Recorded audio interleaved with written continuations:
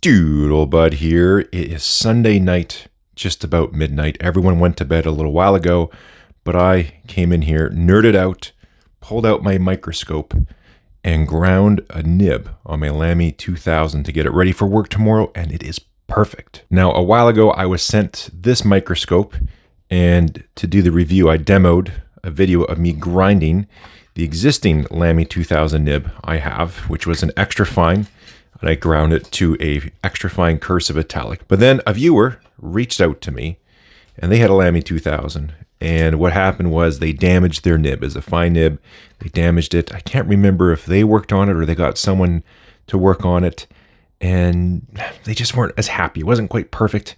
So they got a new nib. Everything was good. They're happy with it, but this thing was sitting around for a while, and they reached out. They thought of me and said, maybe you can use it. They happened to live mega close to me.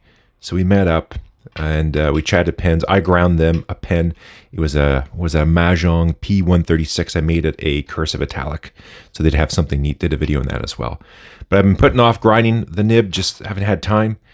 But I've really been enjoying my Lamy 2000 lately. I've been using it just so much, and I wanted to grind the nib. So let me show you what I did, what it looks like now. I'm going to get out the microscope.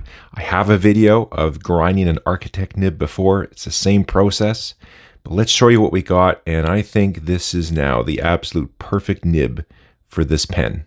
My favorite Architect Nib is the one equipped on this Esterbrook Estie.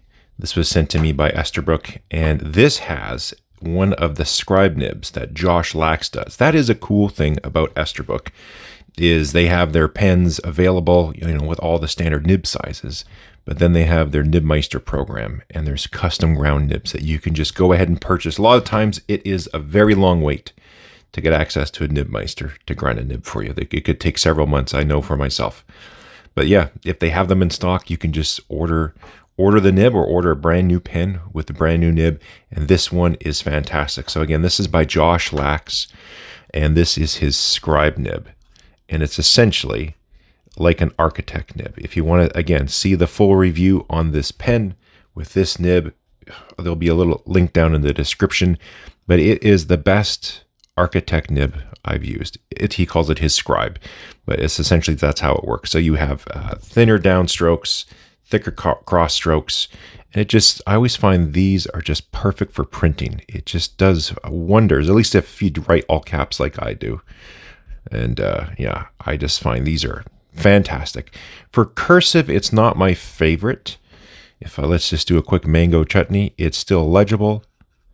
The line variation's interesting. It's thicker, but the whole way through it doesn't really change with, again, depends on your writing angle.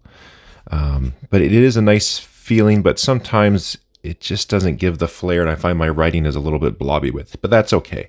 It's still very smooth, great line variation, and like I said, this is by far and above the best Architect Nib I have ever used. So I wanted to use this as a reference for when I go ahead and do the Lamy 2000 fine nib. It's been done. I tried to record it.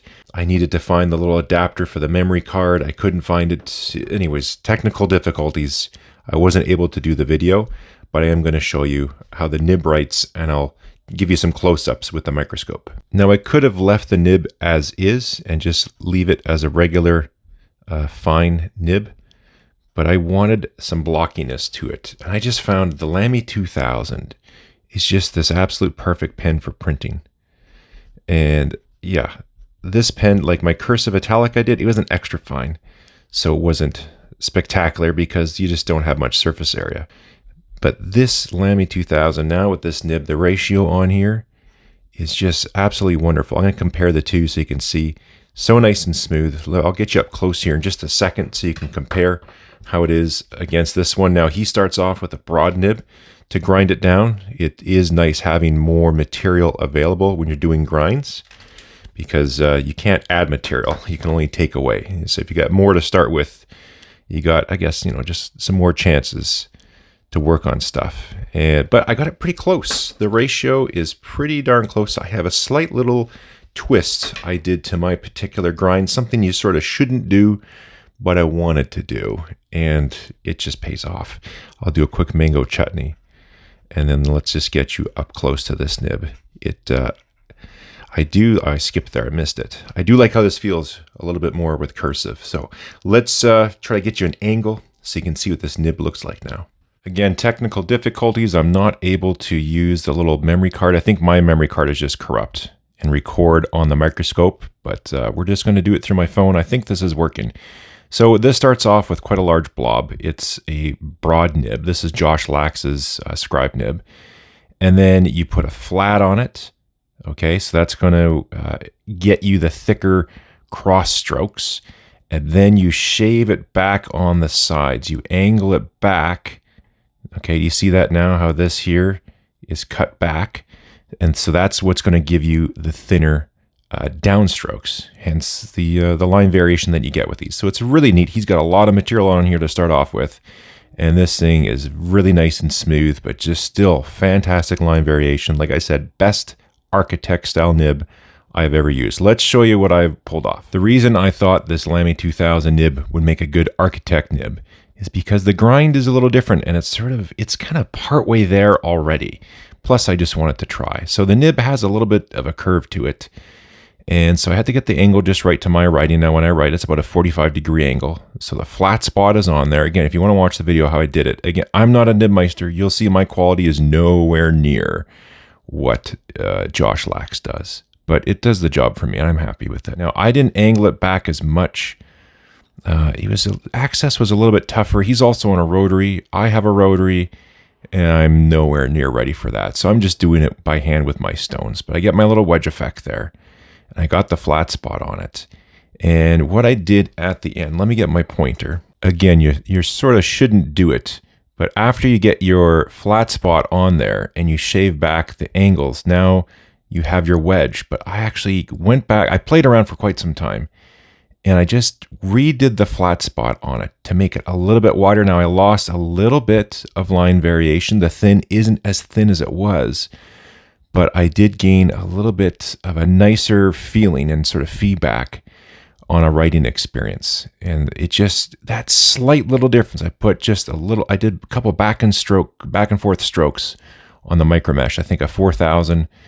And then I went on and just buffed it a little bit. And that made all the difference in the world. And it's so smooth now and just has, the perfect feedback I was looking for. And that's the best part about fountain pens, is being able to play around with the nibs, because that is the one thing we love the most with a pen. And it's just got the right type of smoothness and feedback to it and the right accent I was looking for. And after all, that's why we use fountain pens, is because we're writing with a nib. We're not writing with some type of little ball.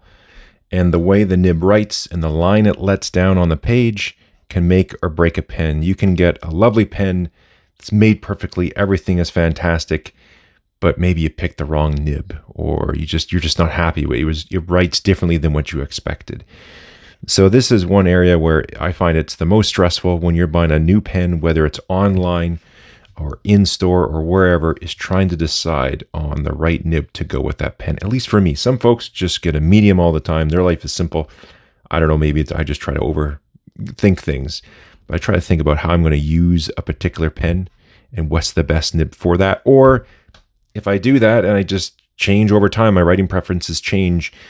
And if a pen doesn't get used as much, you think about, well, what could I do to this pen? What would make me want to use this pen even more? And so for this one, the very gracious gesture of the viewer who reached out and said, I have a spare nib that they're not using it. You could probably do something fun with it. I did something really fun with it. And this is going to be fantastic. I will probably use this pen a lot for client notes and making lists. It just has the perfect style of nib for blocky printing, which is how I print. So for example, tomorrow, I got to make sure I put the kids' library books in the car with me so I can return them to the library on my way. I'm going to pass right by it. Can't forget that. I just finished shooting the last clips for my X-Tool review. So now I got to edit that video. So I'll spend a little time probably tomorrow night. Again, instead of grinding a nib late at night, I'll be editing the video for that one. And I just got a new standing desk at my office, but I want to get the desk treadmill just so you can be a little more active while you're at work. The ink, by the way, is just Noodler's Black in this one. And in here, this is Graf von Faber-Castell Stone Gray. Just having that type of little bit of flair and blockiness, at least for the printing I do, it just really helps set it off. Let me just write the same things. This is my Ensso Puma. This has a fine nib, just a regular fine nib. I'll write side by side and you can see the difference. Again, there's nothing wrong with just a regular nib. It's a fine point nib. It writes wonderfully. We're getting a little bit of bleeding. This is some cheaper paper I'm just using right now. Yeah, let's like the letter B, for example. It just has that thinner stroke. It's a little more bolder on some of those strokes. And I just find for printing, it just sets it off, gives it a little bit of flair. And it just makes your printing a little more enjoyable. So here's a comparison of the two, the Scribe Nib by Josh and yours truly. He's got some more line variation, the thicker cross stroke because he had a larger ball to begin with. A little bit thinner downstroke. I had mine right where his was. Actually, at one point, even a touch thinner. But I found with cursive, it was a little bit bitey. And it just felt quite nice. So it just flattened that edge a little bit. And this thing is just dead nuts. Something I don't think I've mentioned yet. So on the regular side, I start off with a fine. And now we have a fine Architect Nib. Great for underlining, by the way. You can go thick or turn it 90 degrees and go nice and thin. Let's say you don't want any of that business. You just want a standard line. So, no point in letting the other side of the nib go to waste. Now we just have a basic little extra fine on the back side. Decent flow for what it's going to be. The back side was a little gummed up, a little messed up, a little bit of damage from whatever happened to this nib originally. So I did the best with what I could.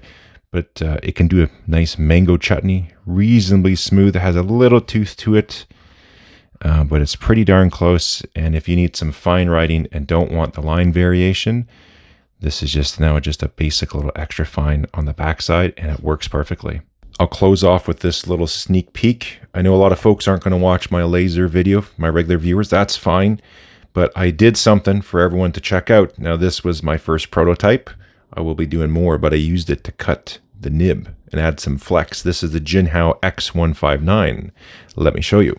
I'll just do a real quick little writing sample. And the regular nib cannot do this. This is really wet. I think this is my Sargasso C, the Diamine Sargasso C. But it really, if you just no pressure, that's what you get. But if you press down on it, we get some serious flex. Well, now I love this nib. And this one's interesting. Work in progress. Keep your eyes out for that video. We'll catch you next time.